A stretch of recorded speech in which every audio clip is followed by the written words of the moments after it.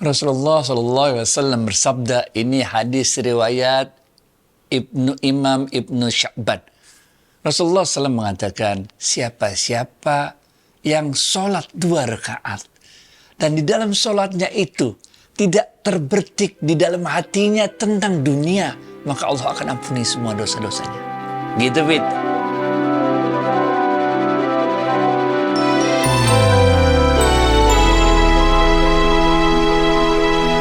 Assalamualaikum warahmatullahi wabarakatuh, sahabat Smart Skill School. Semoga kita semua selalu dalam lindungan Allah Subhanahu wa Ta'ala. Amin. Sahabat, minggu lalu ketika kami pergi ke Expo BSI, kami menghampiri sebuah tempat jual-jual buku motivasi dalam Islam, buku Al-Quran dan segala macam. Di dalamnya kami menemukan juga buku-buku tentang mempelajari gelombang-gelombang otak, di mana gelombang tersebut akan mempengaruhi pola kita kerja, kesehatan, kehidupan sosial kita, dan lain-lain. Sangat menarik.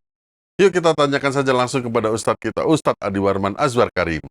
Ustadz, Assalamualaikum, apa kabar? Waalaikumsalam warahmatullahi wabarakatuh. Sehat, berkah, bahagia selalu ya Allah. Amin. Amin, Alhamdulillah Ustadz. Nah Ustadz, saya ingin menanyakan apakah ada pelajaran-pelajaran dalam tasawuf kita yang berhubungan dengan temuan ilmiah mengenai gelombang pikiran yang bisa mempengaruhi kesehatan dan pengendalian diri kita, Ustadz. Iya, kita harus balik dulu ke teori awal ya, pelan-pelan ya. Bahwa dalam diri kita ini terdiri dari 3 unsur. Yang pertama jasad, yang kedua nyawa, yang ketiga ruh. Nah, di dalam kita sebagai makhluk hidup, nyawa kita itu dalam karakteristiknya nyawa yang ingin bertahan hidup dan berkembang biak itu, maka nyawa kita itu mengirim, berusaha, pikiran kita itu berusaha untuk terus bertahan hidup dan berkembang biak. Ketika kita melakukan kegiatan aktivitas sehari-hari sebagai makhluk hidup, maka kita, dalam istilah kerennya nih, pikiran kita ini berada dalam frekuensi alfa. Kalau dihitung pakai hertz itu 12 sampai 25 hertz. Itu kalau kita hidup sebagai sehari-hari lah, kerja, mikir, belajar, penelitian segala macam, itu kita berada pada level alfa. Ketika level alfa ini, semua otak kita itu bekerja dengan keras. Bagaimana caranya kita ingin bertahan hidup dan berkembang biak. Nah, di bawah level alfa, kalau kita terus-menerus gitu bisa pening, bisa stres hidup. Karena kita tegang terus tuh. Kalau sepaneng tuh, kalau bahasa anak-anak zaman dulu tuh, waktu SD, SMP, namanya sepaneng, otak lu sepaneng tuh. Mikir terus gitu. Nah, kita harus istirahat. Nah, istirahat itu berarti kita rileks sedikit. Rileks sedikit itu, kalau dalam bahasa kerennya namanya level beta. Level beta itu berada pada frekuensi, kalau mau lebih keren lagi, 8 sampai 12 Hz.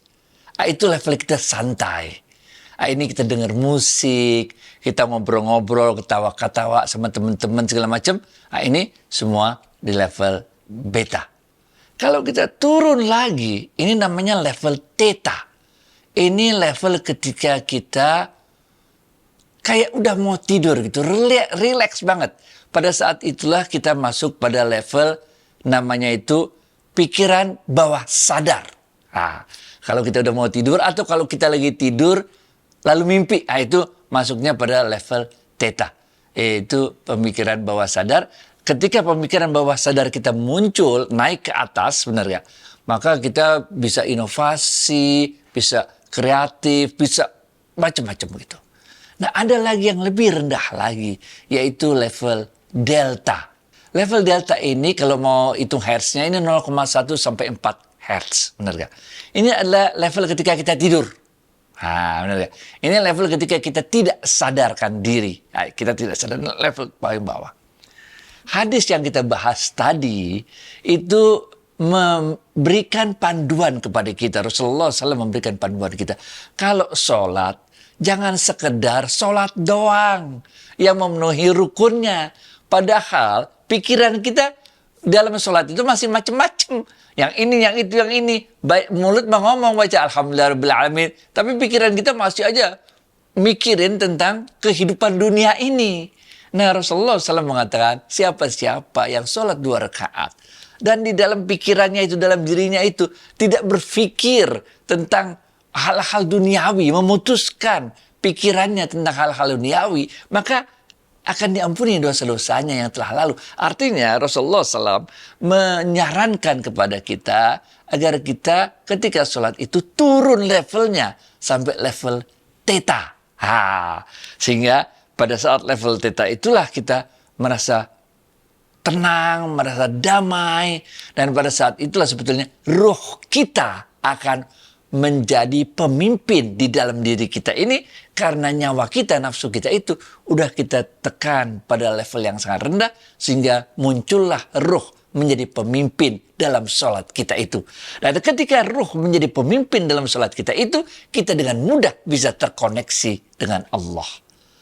Kalau kita masih dipenuhi dengan urusan duniawi, maka kita agak sulit memunculkan ruh.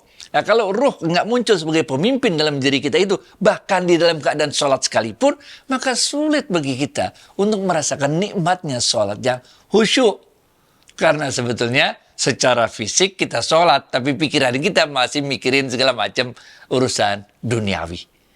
Nah, dalam kaitan inilah sebetulnya kita lihat ada kaitannya sebetulnya dengan yang banyak sekarang ini disebut sebagai hipnosis, ada lagi disebut meditasi.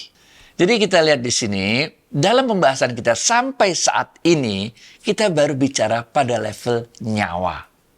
Oke, kita belum masuk pada level ruh. Hadis Rasulullah SAW tadi itu melewati pembahasan hipnosis dan meditasi. Karena dalam pembahasan hadis Rasulullah SAW tadi, ketika kita telah turun frekuensi pemikiran kita itu, pikiran kita itu sampai level theta, ini akan membuat ruh kita menjadi pemimpin dalam sholat kita.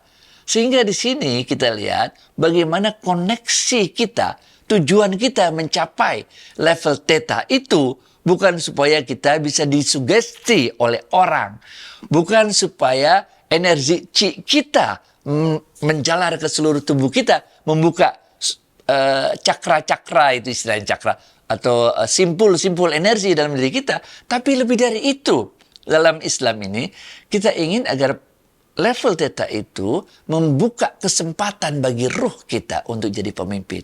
Gitu, Fit. Baik Ustadz, selama ini setahu saya Rasulullah juga selalu membaca doa sebelum tidur. Maaf kalau saya salah membacakannya, yaitu Allahumma bismika amutu wa ahya.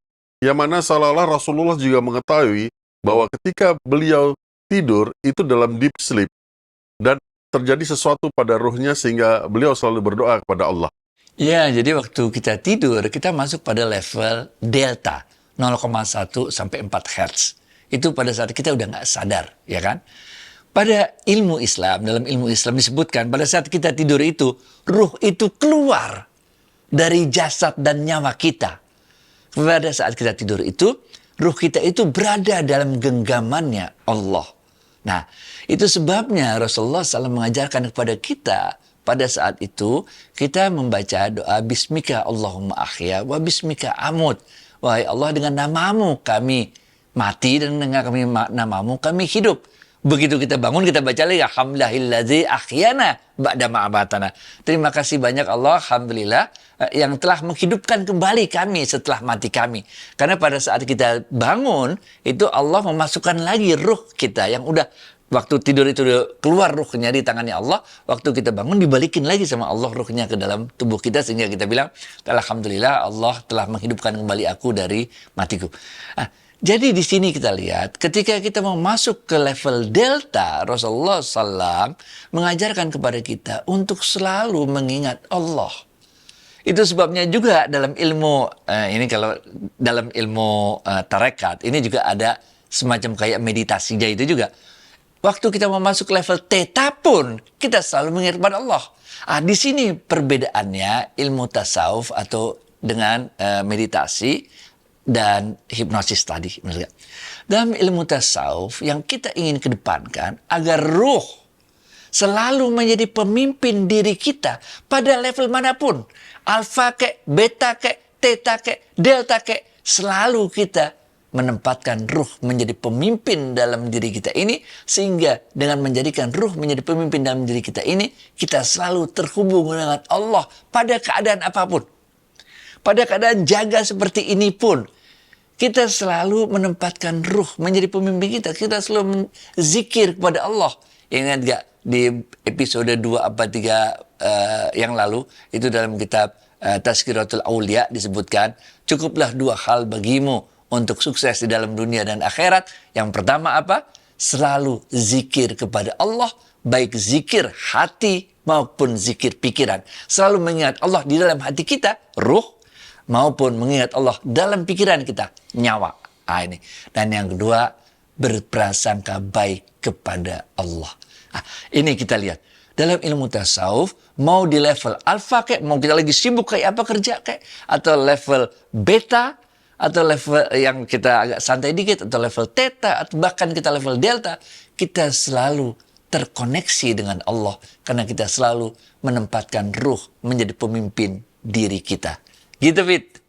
Baik, paham Ustadz. Nah, ada juga yang mengatakan bahwa kalau kita baru bangun tidur itu, jangan langsung baca WA, tapi bersemedi dulu, berzikir dulu kepada Allah. Jadi kapan waktu-waktu yang terbaik untuk kita mempergunakan teori gelombang otak ini, Ustadz? Ya, kita selalu mulai hari dengan baca doa. Lalu kita jalanin hari, kemudian ini Rasulullah SAW mengatakan pada Bilal, "Wahai Bilal, istirahatkanlah kami dengan azanmu." Ini men. Ini Rasulullah SAW mengatakan, "Wahai Bilal, istirahatlah kami dengan azanmu." Jadi manusia itu ya pastilah kita sebagai makhluk hidup berada pada level alfa kan. Kita mesti nyari rezeki, mesti menghadapi masalah dunia ini itu. Tapi pada saatnya kita istirahat. Kita turunin ke level beta, turunin level theta, bener gak? Kita sholat, wudhu. Oke. Ini kalau dalam teori hipnosis ini namanya kita melakukan induksi nih. Mengatakan pada diri kita, hei siap-siap loh. Kalian mau turun ke level, masuk ke level yang lebih rendah lagi, bener gak?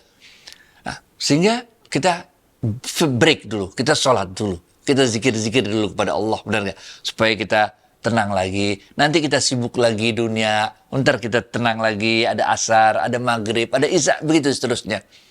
Sehingga dengan demikian kita selalu terhubung dengan Allah. Bahkan dalam setiap kejadian pun, mau makan, mau ngambil apa, mau bikin sesuatu, bismillah, selalu libatkan Allah. Selesai sesuatu, ada apa-apa, alhamdulillah. Ada kita lihat kejadian ini itu, masya Allah. Ada sesuatu yang kita miris, subhanallah. Ada kehilangan, inna lillahi wa inna ilaihi rajiun. Dalam setiap, ini ilmu tasawuf, dalam setiap mau level alfa, beta, delta, segala macam, tetap kita memahami bahwa ini semua adalah Allah yang ngatur. Dengan demikian, kita bisa selalu redho dalam menjalani hidup ini. Back to you, Fit. Masya Allah, luar biasa.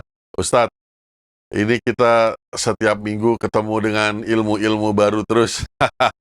Ustadz, terima kasih atas waktu dan tausiahnya. Assalamualaikum warahmatullahi wabarakatuh. Waalaikumsalam warahmatullahi wabarakatuh.